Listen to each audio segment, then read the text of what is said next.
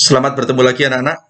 Kalian kembali lagi bertemu dengan saya, Mr. Jack, untuk belajar induksi elektromagnet.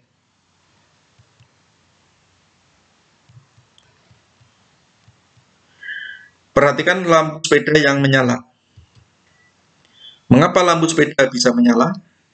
Karena ada dinamo yang diputar oleh roda yang menghasilkan arus listrik. Mengapa bisa menghasilkan arus listrik? Dan apa saja yang ada di dalam dinamo? Untuk mengetahui lebih jauh, mari kita awali percobaan yang pertama dilakukan oleh Faraday. Faraday menggunakan kumparan yang dilengkapi dengan galvanometer sebagai alat ukur arus dan magnet. Awalnya, jarum galvanometer mengarah ke atas, yang berarti tidak ada arus listrik di dalam kumparan. Kemudian, Faraday mendekatkan magnet ke ujung kumparan dan jarum galvanometer menyimpang ke kanan. Berarti pada percobaan pertama timbul arus listrik di dalam kumparan. Percobaan yang kedua, Faraday membiarkan magnet diam di dekat kumparan. Ternyata jarum galvanometer mengarah ke atas, yang menunjukkan bahwa di dalam kumparan tidak terjadi arus listrik. Dan percobaan yang ketiga, Faraday menggerakkan magnet menjauhi ujung kumparan, dan ternyata jarum galvanometer menyimpang ke kiri, yang berarti pada kumparan timbul arus listrik yang arahnya berlawanan. Kenapa berlawanan? Karena jarum galvanometer menyimpang ke arah yang berlawanan, yaitu ke kiri, dibandingkan dengan percobaan yang pertama. Grafik arus dapat diilustrasikan sebuah galvanometer jarum yang awalnya mengarah ke 0, pada percobaan pertama menyimpang ke kanan, ke angka 2. Perhatikan. Ya. Jarum galvanometer melewati angka 1, kemudian ke angka 2. Dalam setengah periode yang pertama, nanti dari angka 2 kembali ke angka 1 dan kembali ke angka 0. Sehingga dalam setengah periode pertama dapat dibuat grafik arus yang nilainya positif seperti tampak pada gambar. Kemudian pada percobaan yang ketiga, jarum galvanometer menyimpang ke kiri dari 0 ke min 1 ke min 2. Dalam setengah periode, nanti dari min 2 kembali ke min 1 dan ke 0. Sehingga dapat digambarkan grafiknya adalah ke bawah. Artinya arus bernilai negatif. Sehingga untuk satu periode, maka grafik arus dapat digambarkan satu gelombang penuh, yaitu satu bukit dan satu lembah. Ini merupakan gambaran bahwa dalam satu periode dihasilkan arus bolak-balik.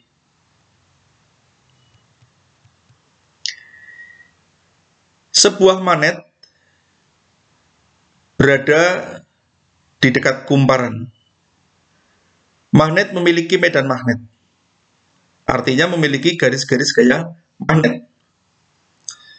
Jika magnet itu diam, berarti kumparan menerima garis-garis gaya magnet atau medan magnet yang nilainya tetap. Tetapi jika magnet digerakkan mendekati kumparan, maka jumlah garis-garis gaya magnet yang diterima oleh kumparan semakin banyak. Dan sebaliknya, jika magnet digerakkan menjauhi kumparan, maka jumlah garis-garis gaya magnet akan berkurang. Sehingga menurut Faraday, perubahan medan magnet atau perubahan jumlah garis gaya magnet yang diterima kumparan dapat menimbulkan arus listrik pada ujung-ujung kumparan. Jadi penyebabnya arus listrik adalah kumparan menerima perubahan garis-garis gaya magnet atau perubahan medan magnet. Karena pada saat magnet itu diam, tidak terjadi arus listrik. Pada percobaan tersebut terjadi arus yang disebut arus induksi. Listrik yang timbul disebut listrik induksi. Beda potensialnya disebut GGL induksi. Dan arus atau GGL yang timbul arahnya bolak-balik atau AC. Perubahan medan magnet dapat dilakukan dengan 4 cara. Yang pertama, menggerakkan magnet mendekati atau menjauhi kumparan. Seperti pada percobaan Faraday tadi. Kalian perhatikan, magnet mendekati dan menjauhi. Yang kedua, menggerakkan kumparan mendekati atau menjauhi magnet. Kalian perhatikan, magnetnya diam, kumparan mendekati atau menjauhi. Yang ketiga, memutar magnet di sekitar ujung kumparan. Kalian perhatikan, magnetnya berputar di ujung kumparan, atau magnetnya yang diam, kumparannya yang berputar. Yang keempat, memutus-mutus arus primer untuk menginduksi arus sekunder. Kalian perhatikan rangkaian listrik ini, ada baterai di sebelah kiri, kemudian ada saklar, simbolnya S, ada kumparan primer, yaitu X, dan kumparan sekunder, yaitu Y, dan paling kanan adalah galvanometer. Kalian perhatikan saklar dan jarum galvanometer. Perhatikan saklar dan jarum galvanometer. Apabila saklar ditutup, jarum galvanometer menyimpang ke kanan. Apabila saklar dibuka, jarum galvanometer kembali 0. Ditutup lagi, jarum galvanometer menyimpang ke kiri. Kemudian, ada 4 faktor yang mempengaruhi besar GGL dan arus induksi. Yang pertama adalah kecepatan gerak magnet. Yang kedua, kekuatan magnet. Yang ketiga, jumlah lilitan dalam kumparan. Dan yang keempat, adanya besi lunak dalam kumparan. GGL maupun arus induksi semakin besar apabila gerak magnet makin cepat. Atau magnet diganti dengan magnet lain yang lebih kuat. Atau jumlah lilitan ditambah. Kemudian, Lenz berpendapat bahwa arah arus induksi dalam kumparan selalu menghasilkan medan magnet yang bertentangan dengan sebab-sebab yang menimbulkannya. Perhatikan ilustrasi di bawah ini. Sebuah magnet kita gerakan menuju ujung A. Perhatikan anak panahnya dan magnet. Ya. Menimbulkan arus pada kumparan arahnya ke atas. Dan pada XY arahnya dari X ke Y. Sehingga jarum galvanometer menyimpang ke kanan. Gunakan kaidah genggaman tangan kanan. Arah 4 jari, arah arus, arah ibu jari, kutub utara. Seperti tampak pada gambar. Maka kita akan mengetahui bahwa A kutub utara. Karena ibu jari ada di sebelah kiri. Sedangkan B jadi kutub selatan. Saya ulangi lagi, untuk menentukan menggunakan kaidah tangan kanan menggenggam arah 4 jari arah arus, ya, karena arusnya ke atas dalam kumparan, berarti 4 jari itu kukunya menghadap ke atas. Sedangkan ibu jari arah kutub utara atau tempat kutub utara. Sehingga jika magnet mendekati kumparan, ujung kumparan yang didekati bisa dikatakan memberi gaya tolak. Berarti ujung A menjadi kutub utara untuk menolak kutub utara magnet. Ilustrasi yang kedua, sekarang magnetnya yang menjauhi, perhatikan. Ya, akan timbul arus pada kumparan yang arahnya ke bawah. Sehingga arus mengalir, ikuti saja seperti aliran air, yaitu dari Y ke X, dan jarum galvanometer menyimpang ke kiri. Sama, gunakan kaidah genggaman tangan kanan, maka ibu jari dan 4 jari posisinya seperti pada gambar di samping kanan. 4 jari arah arus, karena di dalam kumparan arahnya ke bawah, berarti 4 jari mengarah ke bawah, dan ibu jari ada di sebelah kanan, berarti di B. Artinya B menjadi kutub utara. Kalau B menjadi kutub utara, berarti A menjadi kutub selatan. Sehingga dapat disimpulkan, jika magnet menjauhi kumparan, ujung kumparan yang dijauhi memberi gaya tarik, berarti ujung A menjadi kutub selatan untuk menarik kutub utara magnet. Dapat disimpulkan, 1. Ujung kumparan jika didekati kutub magnet akan menolak. Contohnya tadi, saya ulangi lagi ini. Jika kutub selatan magnet mendekati B, maka B akan menolak. Sehingga B menjadi selatan, sedangkan A menjadi kutub utara. Ya. Kemudian ujung kumparan jika dijauhi kutub magnet akan menarik.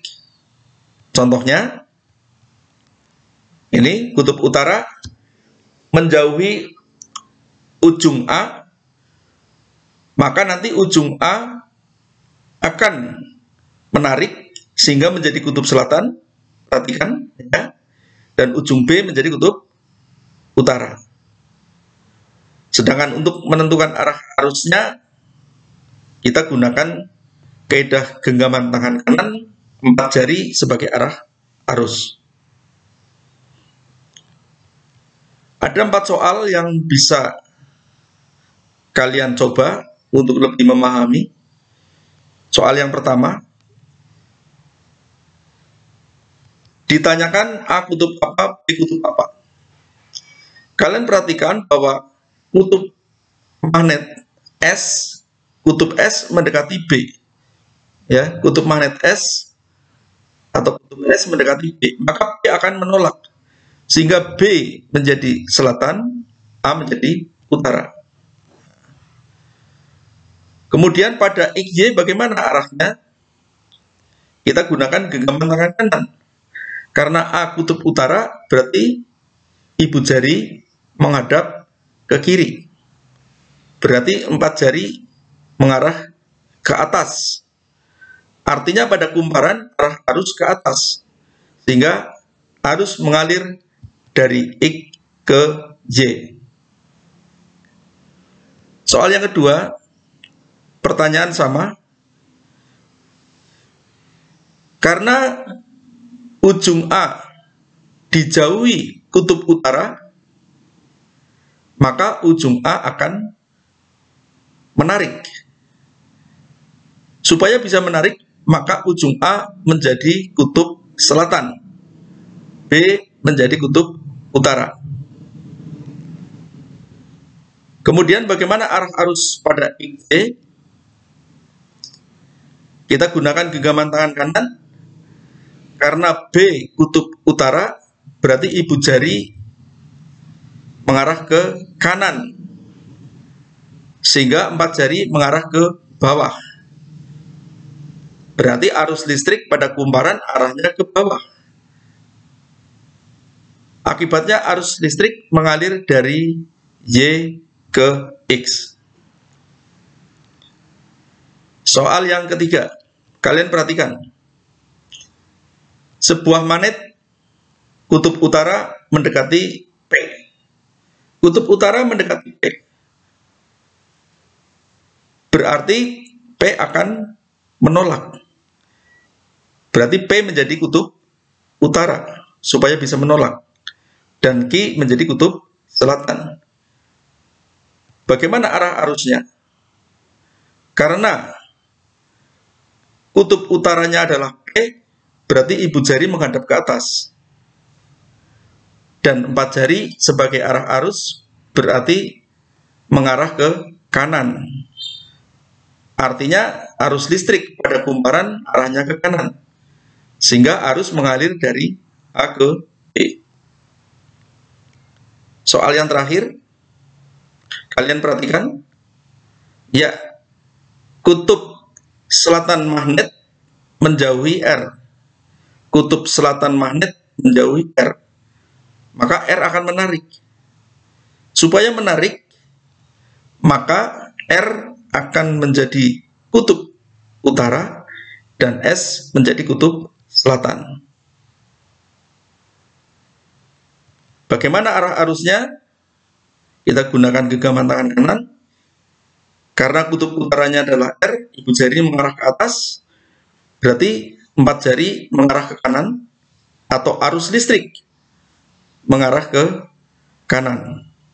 Sehingga arus listrik akan mengalir dari A ke B. 4 soal sudah cukup menurut saya untuk memahami apa yang dilakukan oleh Faraday.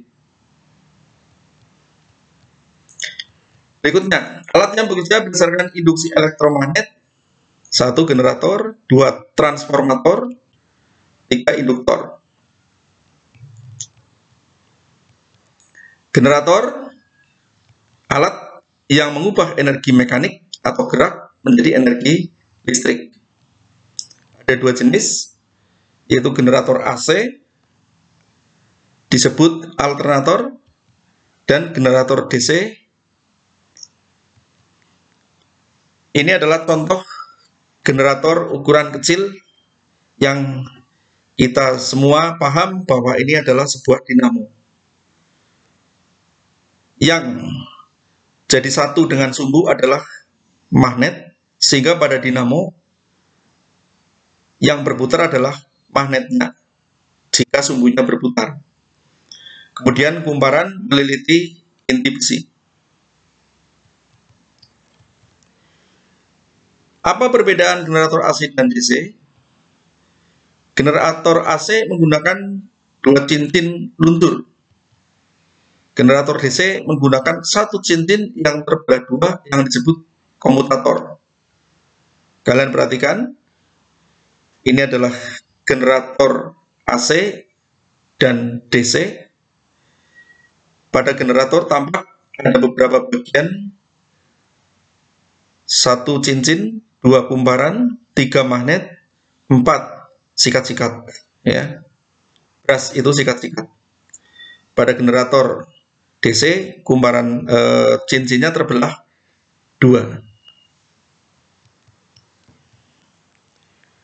Bagian-bagian generator dengan kumparan yang berputar, ya. Ada generator magnetnya yang berputar, contohnya dinamo sepeda. Ada generator yang kumparannya yang berputar. Untuk yang kumparan berputar, maka bagian yang berputar disebut juga rotor, yaitu kumparan dan cincin. Sedangkan yang diam disebut stator, yaitu magnet dan sikat-sikat. Prinsip kerja generator. Generator AC maupun DC, kumparannya menghasilkan arus bolak-balik. Adanya komutator sebagai cincin pembalik, arus yang keluar menjadi searah. Prinsip kerja generator adalah memutar kumparan di antara celah kutub utara selatan magnet untuk menghasilkan arus listrik induksi. Transformator biasa disebut juga dengan trafo. Fungsinya menaikkan atau menurunkan tegangan AC. Kita kadang mendengar ada listrik di rumah, tegangannya turun. Walaupun tegangan AC berubah, frekuensinya tetap. Trafo terdiri dari kumparan primer pada bagian input dan sekunder bagian output yang diisolasi dan dililitkan pada inti besi lunak atau teras trafo yang terbuat dari plat yang berlapis-lapis. Kalian perhatikan bentuk sederhana dari transformator.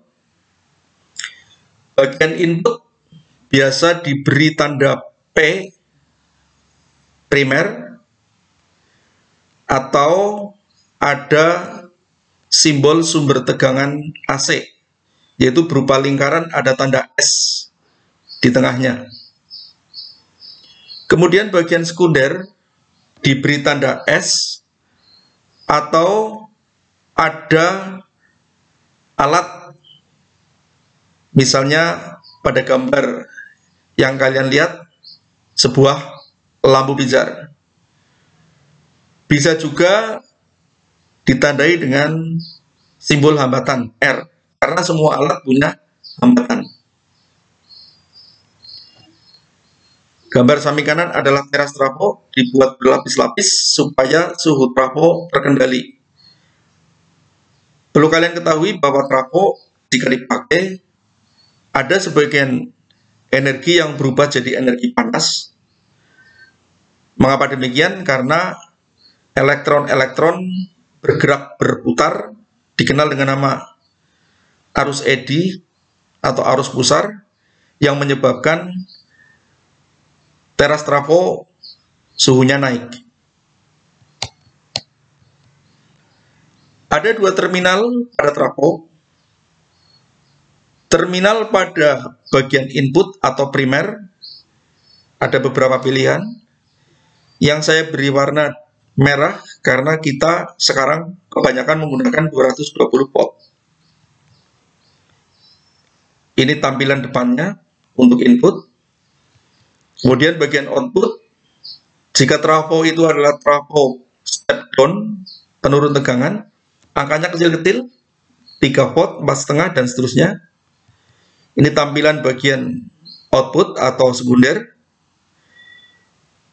Kemudian angka 9 diberi warna merah karena sebagai contoh, trafo digunakan pada kipas angin yang membutuhkan tegangan 9 volt. Ada dua jenis trafo, tadi sudah disinggung. Penaik tegangan, step up, yaitu trafo yang mengubah tegangan rendah menjadi tegangan tinggi, sehingga mempunyai ciri-ciri Vp lebih kecil dari Vs, Np lebih sedikit dari Ns, dan IP-nya lebih besar dari IS. Ini adalah simbol trafo step up. Dan yang kedua adalah step down, menurunkan tegangan. Ciri-cirinya adalah kebalikan dari step up. Vp lebih besar dari Vs, Np lebih banyak dibanding Ns, dan IP lebih sedikit dari IS. Simbolnya. Prinsip kerja trafo. Trafo pada dasarnya tidak bisa bekerja bila dialiri arus DC, kecuali dilengkapi dengan interruptor sebagai pemutus arus, atau dikenal dengan saklar otomatis. Arus bolak-balik, arus yang selalu berubah, menimbulkan perubahan medan magnet atau perubahan garis-garis gaya magnet pada kumparan primer trafo. Perubahan medan magnet pada kumparan primer menginduksi kumparan sekunder sehingga timbul arus induksi pada kumparan sekunder. Itulah prinsip kerja trafo. Trafo ideal yaitu trafo yang mempunyai efisiensi 100%. Efisiensi itu apa? Nanti akan dibahas setelah ini. Arti lain adalah trafo yang tidak kehilangan energi. Energi yang masuk sama dengan energi yang keluar. Karena jumlah lilitan sebanding dengan tegangan, maka berlaku rumus VP per VS, NP per NS. W input sama dengan W output, sehingga nanti kita dapatkan persamaan VP per VS sama dengan IS per IP, sehingga NP per NS sama dengan IS per IP. Ini keterangannya, bisa kalian baca. Pada kenyataannya tidak ada trafo ideal. Tadi sudah disinggung bahwa ada sebagian energi listrik yang dirubah menjadi energi panas atau energi kalor. Kalian bisa membuktikan dengan menyentuh trafo pada saat sedang dipakai akan terasa hangat. Sehingga W out lebih kecil dari W input. Demikian juga P out lebih kecil dari P input. Nah, yang ada adalah trafo dengan efisiensi. Efisiensi adalah perbandingan antara energi listrik yang keluar dengan energi listrik yang masuk ke trafo. Nilai efisiensi dirumuskan W out per W in kali 100%. Jika kalau kita jabarkan, akan kita dapatkan 4 buah rumus efisiensi. Kemudian pada trafo dengan efisiensi juga berlaku rumus VP per VS sama dengan NP per NS. Efisiensi satuannya adalah persen. Contoh soal yang pertama, ini adalah soal trafo ideal. Karena sama sekali tidak menyinggung efisiensi. Jadi anggapannya efisiensinya adalah 100%.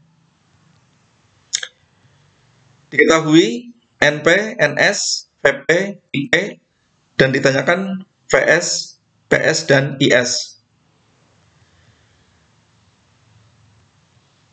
Kita gunakan rumus VP per VS, NP per NS untuk mendapatkan VS. Masukkan angkanya. Dengan hitungan matematik biasa kita dapatkan VS-nya 55 volt. Kemudian PS, karena trafo ideal PP sebenarnya PS. PP-nya sendiri adalah VP IP. Masukkan angkanya, kita dapatkan PS-nya 55 volt. Kemudian yang C, mencari PS, rumusnya. Rumus daya, PS sama dengan VS IS. Kita dapatkan IS-nya 1 ampere. Ini contoh yang pertama, kebetulan adalah trafo ideal. Contoh soal yang kedua.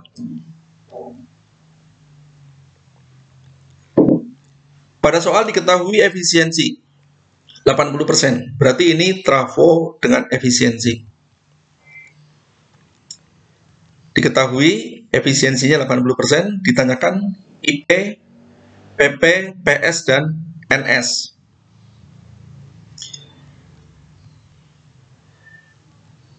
Untuk mencari IP, kita pakai rumus trafo efisiensi. Tidak boleh kita pakai rumus VP per VS sama dengan IS per IP. Tidak boleh. Kita harus pakai rumus trafo dengan efisiensi. Masukkan angka-angkanya. 100 IP kita pindah ke kiri. Sehingga kita dapatkan IP-nya 0,125 ampere.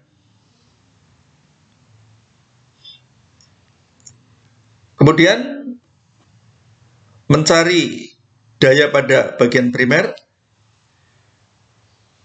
sama dengan VPIP, masukkan angkanya ketemu 12,5 watt. Demikian juga untuk mencari PS, VSIS ketemu 10 watt.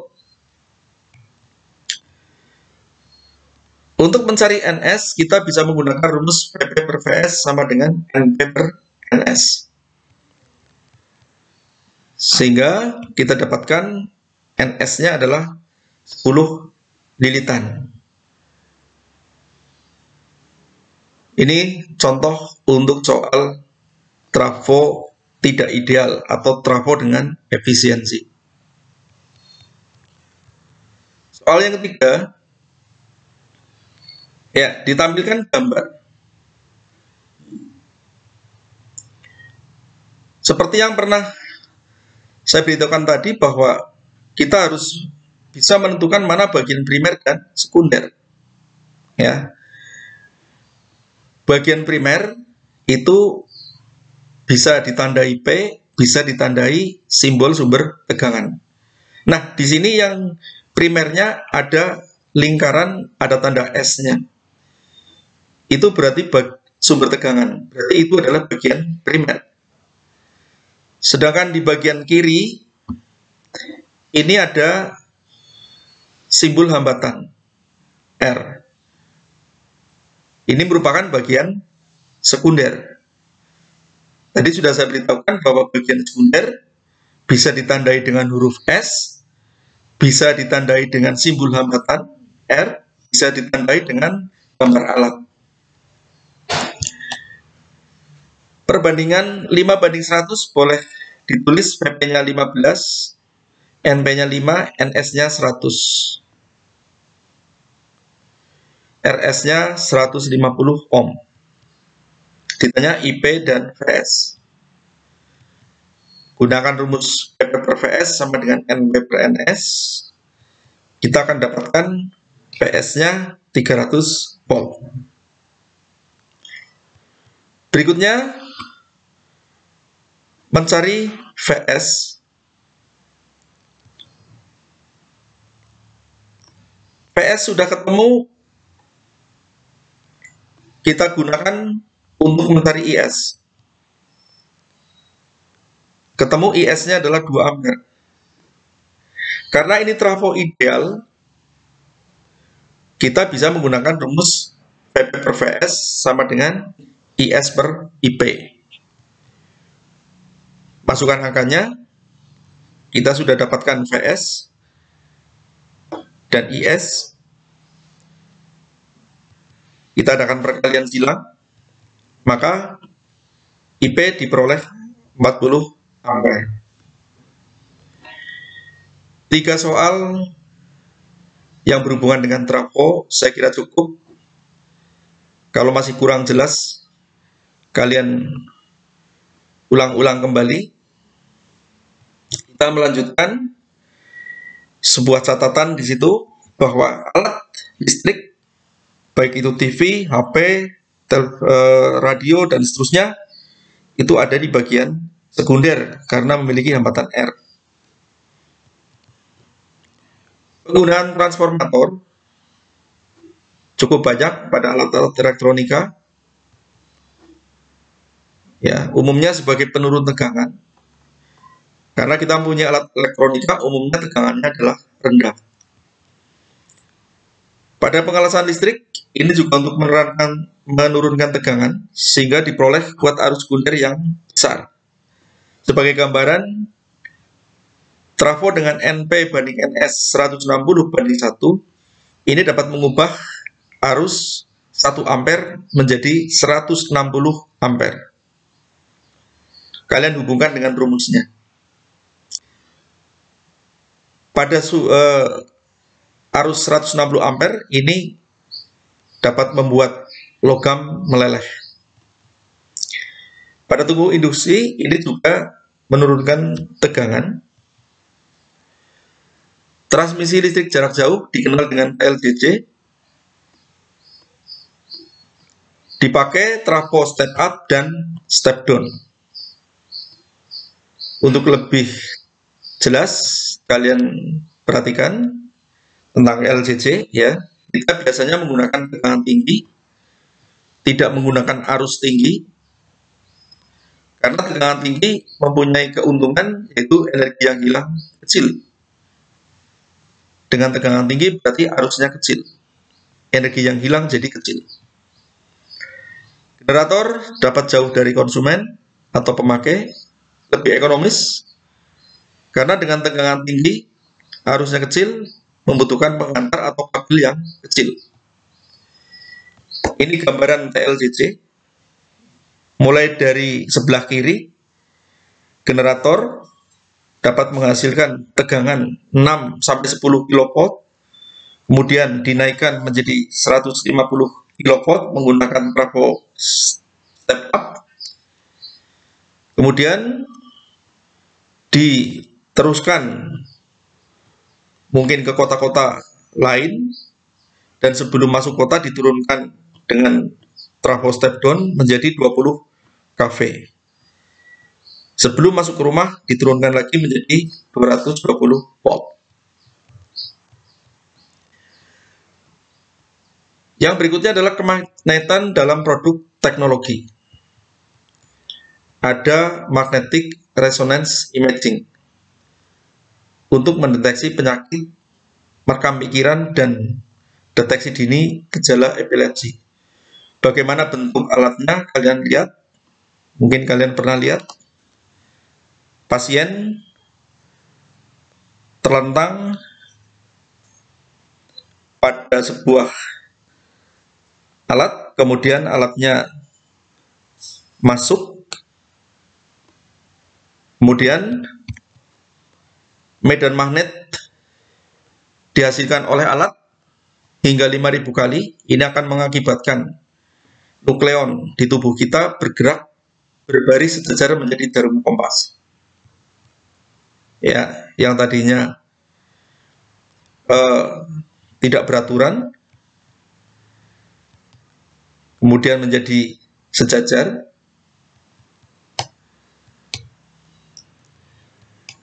Berikutnya, nukleon kemudian ditembak dengan gelombang radio untuk menginduksi arahnya. Nukleon-nukleon tersebut akan memancarkan gelombang radio yang akhirnya diterima komputer untuk mendeteksi penyakit di dalam tubuh. Itu yang pertama. Kemudian yang kedua adalah kereta terbang maglev, magnetically levitated. Kereta api ini dapat mencapai kelajuan seperti pesawat, yaitu 650 km per jam. Tidak terjadi gesekan roda dengan rel karena rodanya akan terangkat sampai 10 mm. Namun tidak tergelincir karena menerapkan prinsip gaya tolak-menolak magnet yang ada di kanan kiri rel tersebut. Ini adalah bentuk kereta terbang. Beberapa negara maju, Jepang, Amerika, Soviet, Prancis, bahkan Cina sudah memiliki. Yang terakhir adalah pembangkit listrik tenaga nuklir. Pembangkit listrik ada beberapa jenis bahan bakar. Yang intinya adalah untuk menghasilkan tekanan dari uap zat cair yang dipanaskan. Pada pembangkit listrik tenaga nuklir atau PLTN berasal dari nuklir yang menghasilkan panas sampai suhunya 1,5 juta derajat Celcius, sehingga sangat efektif. Namun bahayanya cukup besar. Permasalahan suhu yang begitu tinggi, supaya tidak menyebar, maka digunakan botol magnet dengan medan magnet yang sangat besar. Satu contoh, di Jepang pada saat terjadi tsunami, pembangkit listrik tenaga nuklir meledak, termasuk di Chernobyl, Soviet. Demikian anak-anak, materi induksi elektromagnet. Mudah-mudahan besar manfaatnya bagi kalian. Harapan semoga kalian bisa mengembangkan di kemudian hari. Sekian, terima kasih. Sampai bertemu pada kesempatan yang akan datang.